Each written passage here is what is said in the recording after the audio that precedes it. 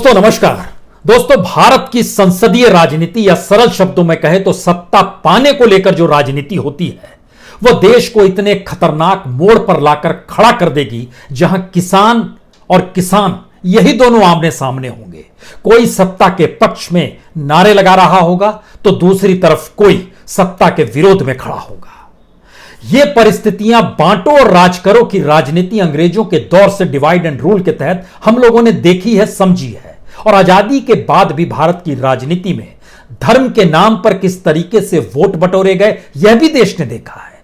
जातियों के आधार पर छत्रपों का उदय कैसे हुआ और जातियों के आधार पर वोटिंग कैसे होती है यह भी छुपा हुआ नहीं है। जातियों के भीतर भी किस तरीके से लोगों को बांटा गया यह भी छुपा हुआ नहीं है। लेकिन इस देश का किसान जो पीढ़ियों से इस देश को अनाज खिलाते आया है, अन्न को उपजाते लाया है, वह भी अपने ही किसान के सामने जब इस बात को लेकर खड़ा होगा कि सरकार ने जो निर्णय लिया है वो सही निर्णय लिया है और आप जो कह रहे हैं वो गलत कह रहे हैं, या फिर दूसरी तरफ जो किसान है वो कहेगा सरकार ने जो किया है वो गलत किया है, आपको शायद बहकाया जा रहा है, तो आप क्या करेंगे? दरअसल यह कोई सियासत नहीं है, यह दरअसल किसी भी देश के फेल होने का एक ऐसा कदम है जिसके बाद सत्ता संभाले लोगों के सामने कोई उपाय नहीं बचता है कि वह लोगों को बांटते चले जाएं।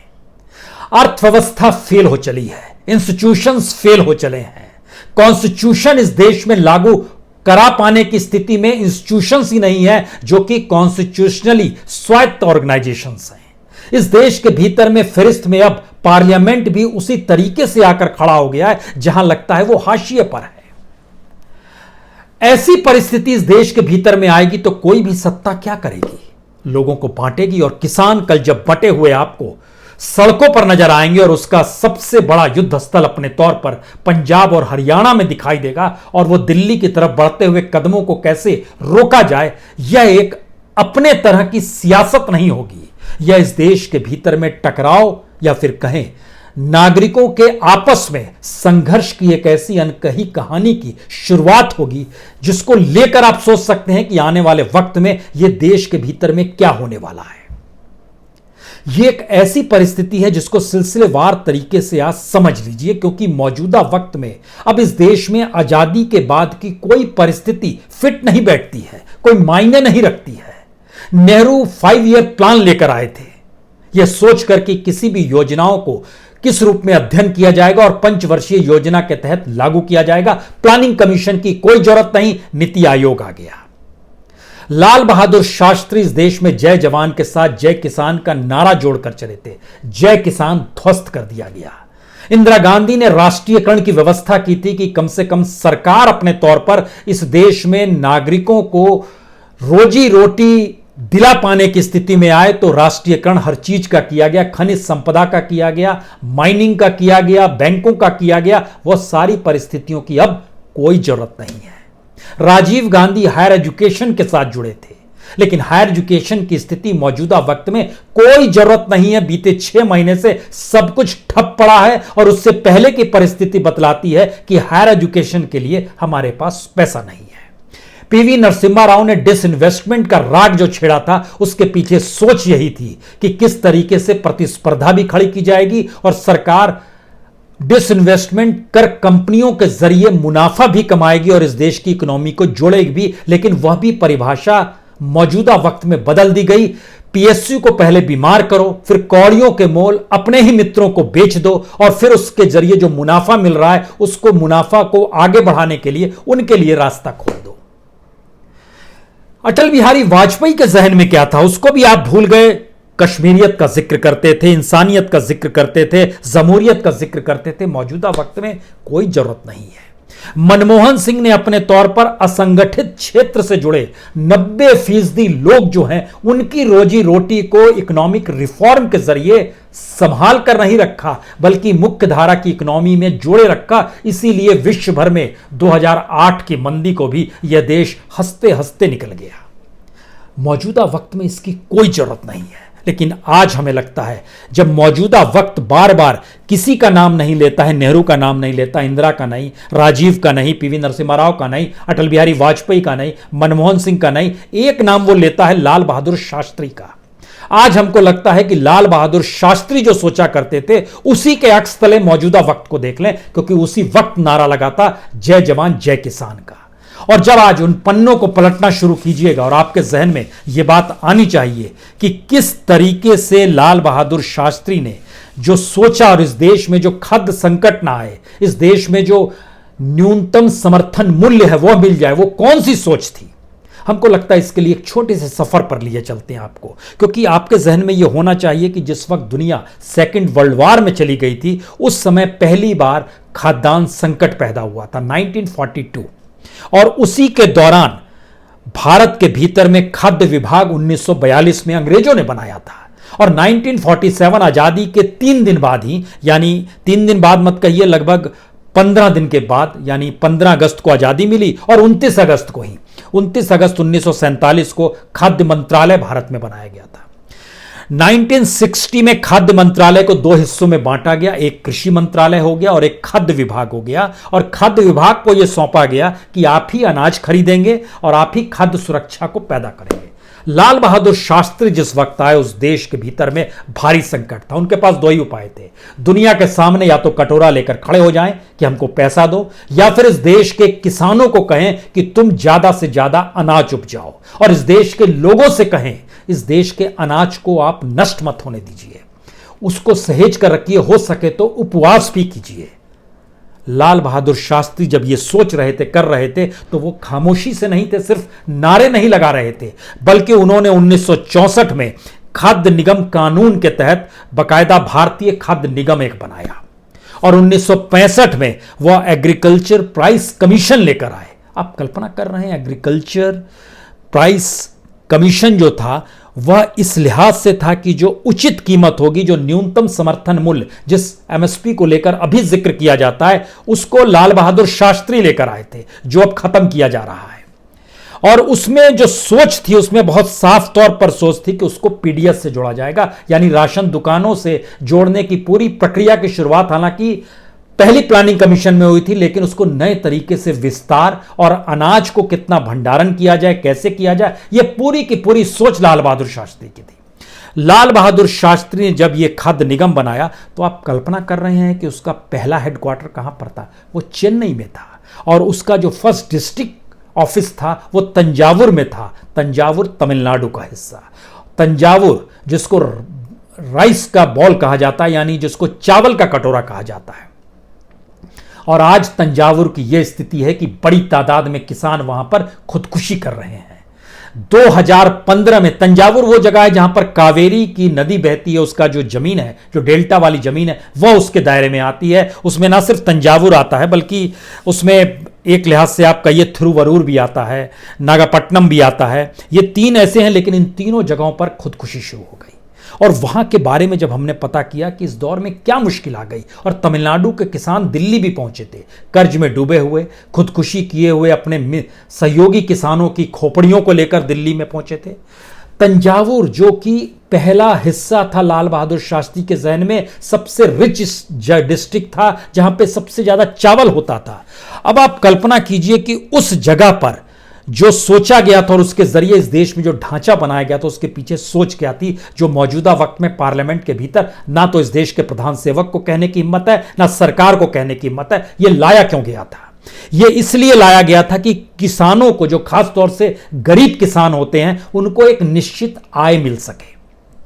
एमएसपी इसीलिए तय किया गया था क्योंकि वो तय करेंगे उन्होंने इतने क्विंटल अनाज उपजाया, ये क्विंटल अनाज एमएसपी पे सरकार खरीदेगी। खाद्य निगम का यही काम था, लेकिन इसको ध्वस्त किया जा रहा है। दूसरी स्थिति थी कि जो जरूरतमंदों को कम कीमत पे जो अनाज की सुविधा है, जो पीडीएस पब्लिक डिस्ट्रीब्यूशन सिस्टम जो है, जो राशन दुकानों के जरिए है, उसको भी खत्म करने की स्थिति में अब यह देश में सरकार आ रही है। कैसे आ रही है हम आपको बतलाएंगे। तीसरी स्थिति थी कि जो ऑपरेशनल और बफर स्टॉक है, यानी जो खाद्य सुरक्षा इस देश के भीतर में होगी, उसको बेहतर बनाने की दिशा में भी उस वक्त लाल बहादुर शास्त्री सोच रहे थे। इतना ही नहीं, बल्कि जो मार्केट प्राइस होता है अनाज का, उसको भी रेगुलेट करेंगे वह खुद, यानी ऐसा ना हो कि व्यापारी अनाज को बढ़ाता चला जाए। यह सोचा जा रहा है 1965 में कौन सोच रहे हैं? लाल बहादुर शास्त्री सोच रहे हैं। और उन्हें बहुत साफ तौर पर कहा था कि बाजार की कीमतों पर भी हम नियंत्रण रखेंगे, जिससे कोई भी अपने तौर पर कीमत को बढ़ा ना सके। यह सोचा जा रहा था, लेकिन अब इसका जिक्र नहीं होता है। जिक्र क्या होता है? जो एक शांता कुमार की रिपोर्ट आई मौजूदा वक्त में प्रधान सेवक की सत्ता के दौर में, शांता कुमार की रिपोर्ट ने बहुत साफ कहा कि सरकार निजी क्षेत्र की कंपनियों को सरकार की तरफ से ही अनाज खरीदने को कह सकती है। इसको ऑफिशियली मान लिया है गवर्नमेंट ने, यानी कल को वो कह सकती है किसी भी कंपनी को जो पैन इंडिया होगी। बार बार हम जिक्र करने की जरूरत नहीं कौन सी कंपनियां होंगी, सरकार की सहयोगी कंपनियों का नाम सबसे ऊपर बार बार आ रहा है, उसमें अडानी की कंपनी का नाम बार बार आ रहा है। उनको कह सकती है आप अनाज खरीदिए। दूसरी स्थिति थी कि जो प्रमुख आर्थिक सलाहकार हैं सरकार के, कृष्णमूर्ति सुब्रमण्यम, उन्होंने जो आर्थिक सर्वेक्षण पिछली बार आया था उसमें बहुत साफ तौर पर कहा था कि जो पीडीएस सिस्टम है यानी सार्वजनिक वितरण प्रणाली है, उसके कवरेज में 70% से घटाकर आपको 20% तक करना चाहिए। आप जिम्मेदारी मत उठाइए, इसको प्राइवेट सेक्टर के हवाले कर दीजिए, और जो किसानों से आप सब्सिडाइज रेट पर जो उनसे अनाज खरीदते हैं उसके बदले उनको कैश ट्रांसफर कीजिए। उनसे अनाज मत लीजिए, कैश ट्रांसफर कर दीजिए, 1000 रुपए, 2000, 3000, जो भी करना है कर दीजिए। और इसका जिक्र भी शांता कुमार की रिपोर्ट में किया गया था कि अनाज की खरीद कम कर डायरेक्ट कैश ट्रांसफर की तरफ सरकार को बढ़ जाना चाहिए। इसको अब अपनाने की दिशा में बढ़ गए हैं, और यहीं से यह बात शुरू होती है। अगर सरकार इस रूप में सोच रही है और उस दिशा में बढ़ चुकी है तो फिर क्या होगा? इस देश में किसानों का सच क्या है? इस देश के भीतर में किसान लगातार कम हुए हैं, उनकी जमीन लगातार कम हुई है, उनके हिस्से में जो मजदूरी आती थी वह लगातार कम हुई है, और वह भी इस देश के भीतर में असमान है। पंजाब में प्रति किसान आय जो है पर महीने की जो है वो 18,000 है, हरियाणा में लगभग 14,000 है, बिहार में लगभग 3,500 है, उत्तर प्रदेश में लगभग 4,500 है। तो क्या ये एक ऐसी पॉलिसी लेकर आए जिसमें सारे किसान एक बराबर हो जाए और इस देश में हर किसान की औसत आय जो है वो 6,500 है, तो सबकी 6,500 औसत आय कर दी जाए? तो जरा कल्पना कीजिए, जो 6,500 औसत आय से ज्यादा पा रहे होंगे उनके जहन में क्या होगा, और कल नजारा भारत की सड़कों पर क्या होगा? विरोध का होगा, समर्थन का होगा, आपस में ही सब लड़ भिड़ रहे होंगे, सरकार ठाके लगा रही होगी, क्या कर रही होगी? क्योंकि अगर पंजाब के भीतर में जिन मंडियों का हम जिक्र कर रहे हैं, हमको लगता है उस मंडी की हकीकत भी जाननी चाहिए। पंजाब का सिर्फ जिक्र करते हैं, पंजाब के भीतर में कुल आड़ती जो है, जो मंडियों में बैठते हैं, उनकी संख्या 40,000 है। जो लाइसेंसधारी आड़ती हैं वो सिर्फ 28,000 है, यानी 12,000 एक्स्ट्रा आड़ती हैं। लेकिन इनके साथ काम जो कलर करते हैं अपने तौर पर, उनकी संख्या 1 लाख से ज्यादा है। जो सीजन में मजदूरी आड़ती जो उठाते हैं, क्योंकि माल आया है ट्रैक्टर पे, उसको उठा के अंदर रखवाना है, अंदर रखवा के फिर गोडाउन में भेजना है, फिर वहां से उठवा के फिर मार्केट में सेल करवाना है। इस प्रोसेस में 10 लाख से ज्यादा मजदूर सिर्फ आड़तियों के जरिए मंडियों में काम करते हैं। और पूरे पंजाब के भीतर में लगभग 1,860 का गवर्नमेंट का आंकड़ा है, लेकिन 2,000 के लगभग वहां पर टोटल ग्रेन मार्केट है पूरे पंजाब के भीतर में। क्या होगा? वो लोग क्या सोचेंगे, कल से क्या करने वाले हैं? और दूसरी तरफ जो छोटे राज्य है जहां पर कमजोर परिस्थितियां हैं, इस देश की राजनीति ने दरअसल सब कुछ बदल दिया। हमको लगता है कि आज एक खास तौर से जिक्र मुजफ्फरनगर का करना चाहिए, तब उसके बाद बात आगे बढ़ाएंगे। क्योंकि मुजफ्फरनगर वो जगह है जहां पर 1987 में, यानी आप अगर चले जाइए 33 साल पहले मुजफ्फरनगर के कारनू खेड़ी एक गांव है, वहां पर एक बिजली घर में आग लग गई। उस बिजली घर में आग के विरोध में कि बिजली घर से किसानों को बिजली कैसे मिलेगी, 1 लाख से ज्यादा किसान वहां पर जमा हो गए। और उस समय टिकैत नेता नहीं बने थे, टिकैत की किसान यूनियन भी नहीं बनी थी, लेकिन वो वहां पर आए और उन्होंने देखा कि इतनी बड़ी तादाद में, यानी किसान अपने हक के लिए लड़ने को तैयार हैं। तब उन्होंने मेरठ में जाकर 25 दिन के किसानों का आंदोलन किया।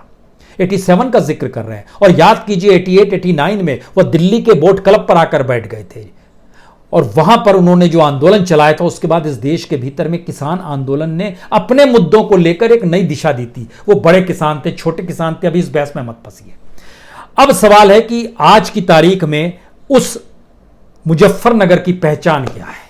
किसानों की, टिकैत की? जी नहीं, वो मुजफ्फरनगर दंगों की पहचान है, जहां पर हिंदू मुस्लिम बढ़ चुका है।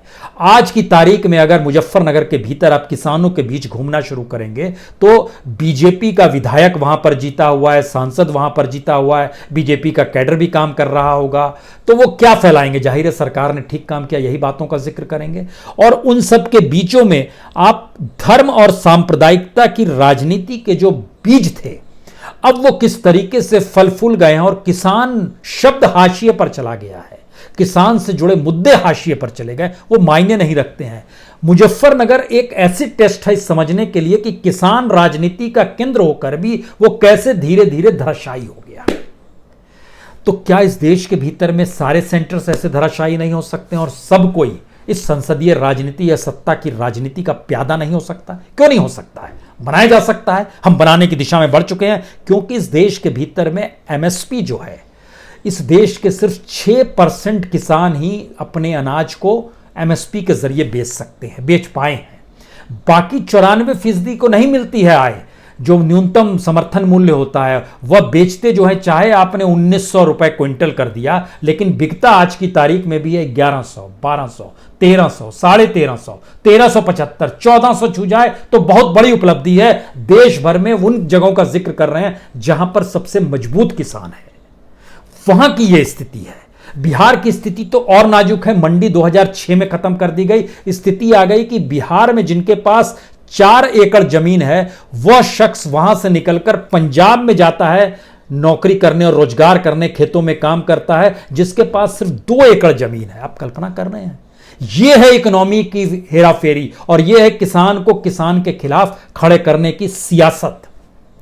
और इस राजनीति में प्यादा किसान कैसे धीरे धीरे बनता चला जाएगा, इसके लिए हमको लगता है कि एक और हिस्से पर आपको सफर पे चलना चाहिए, क्योंकि भारत के भीतर में जमीन किसानों के पास नहीं है। आप कल्पना कर सकते हैं 0.01%, 0.01 हेक्टेयर जमीन इस देश में 10 लाख परिवारों से ज्यादा के पास है।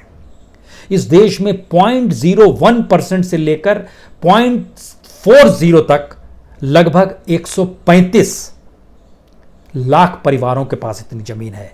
0.41% से लेकर 1 हेक्टेयर तक 152 परिवारों के पास। ये सेंसस के डाटा है।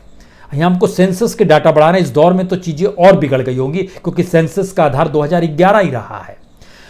यानी इस देश में 258 लाख परिवार ऐसे हैं जिनके पास 1 हेक्टेयर से भी कम की जमीन है, और टोटल जो किसानी इस देश के भीतर में है वो 468 लाख परिवार ही किसानों के इस देश में ऐसे थे 2011 के आंकड़ों के मुताबिक, जिसमें जिनके पास जमीन थी। यानी 468 में से 298 लाख परिवार जो है वो सिर्फ 1 हेक्टेयर से कम में था। और उसके बाद की स्थिति देखिएगा, 1 से 2 हेक्टेयर के बीच में लगभग 86 लाख परिवार। इसका एक टेंटेटिव डाटा एक एनजीओ ने निकाला कि 2020 तक की क्या स्थिति होगी। आप कल्पना कीजिए कि 1 हेक्टेयर से कम जमीन वाले 3.5 यानी 350 लाख, 3.5 करोड़ परिवार इस देश के भीतर ऐसे हैं जिनके पास 1 हेक्टेयर से भी कम की स्थिति है। यानी इस देश के भीतर में 86% लोग ऐसे हैं जो कि अपने अनाज को उपजाते हैं और किसी तरीके से उनके दरवाजे पर कोई आकर खरीद ले, वो मंडी तक नहीं जा पाते हैं। ऐसी स्थिति में जीते हैं, वो दूसरे राज्य में जाकर क्या बेचेंगे? तो इन 86% को क्या कल फील होगा जब विरोध प्रदर्शन हो रहा होगा, और उन 14% को क्या फील हो रहा होगा जो दूसरी मंडी में जाने की स्थिति में है।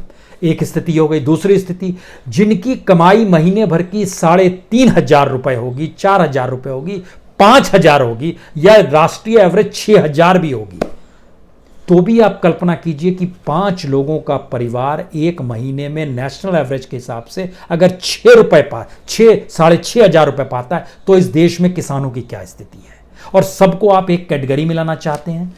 यह अगर स्थिति आ गई है, तब इसके बाद की स्थिति अगली बनती है। इस देश के भीतर में 1951 में जो एग्रीकल्चर से जुड़े हुए लोग थे, उनकी संख्या लगभग 70% थी।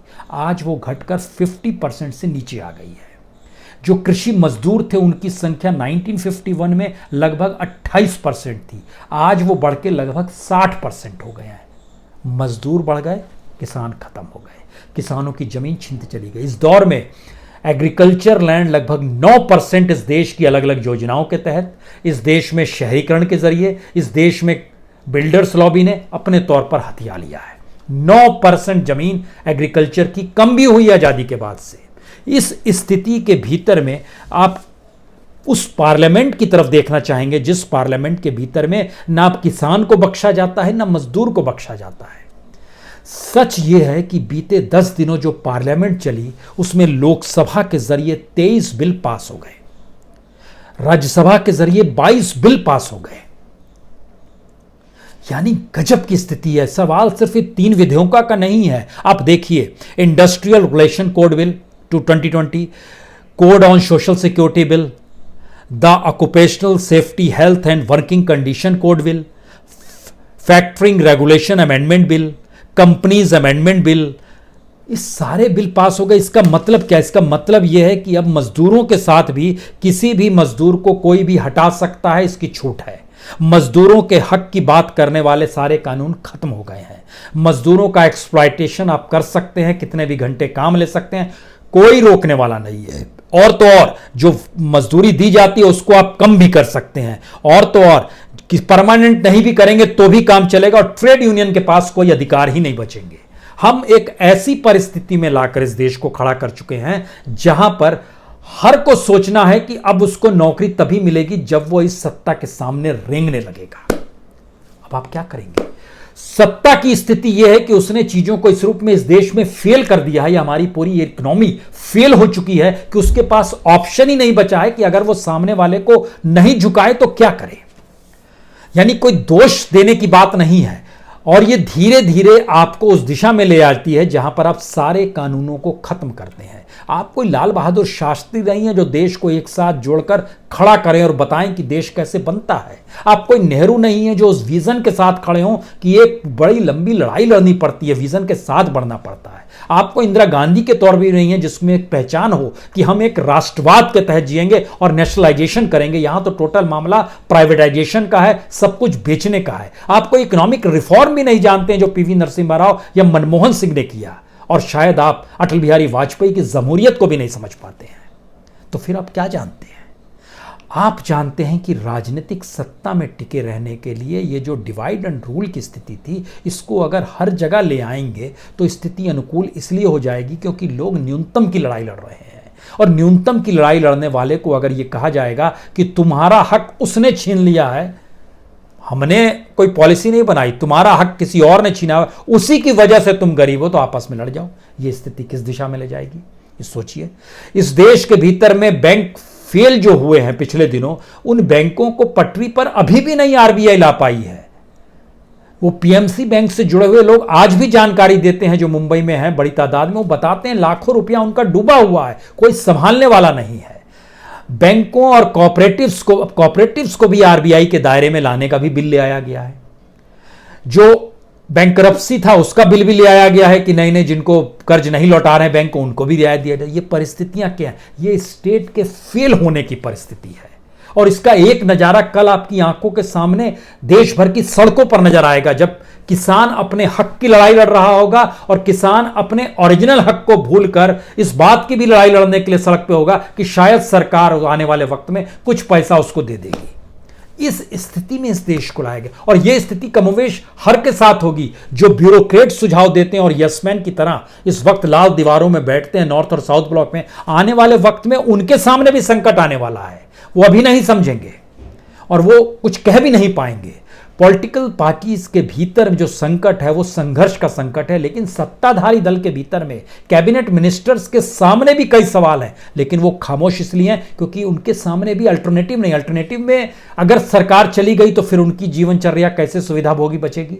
तो हर कोई न्यूनतम की लड़ाई, कोई सुविधा भोगी की परिस्थिति। इन्हीं परिस्थितियों में देश को लाकर खड़ा करते करते स्थिति ऐसी आ गई कि किसान मजदूर अब सड़क पर ही आमने सामने खड़ा हो जाए। कोई इस पार्टी का बैनर लिया हो, कोई उस पार्टी का बैनर लिया हो, कोई इसके पक्ष में नारे लगा रहा हो, कोई उसके पक्ष में नारे लगा रहा हो, और यह बात धीरे धीरे डाइल्यूट होती चली जाए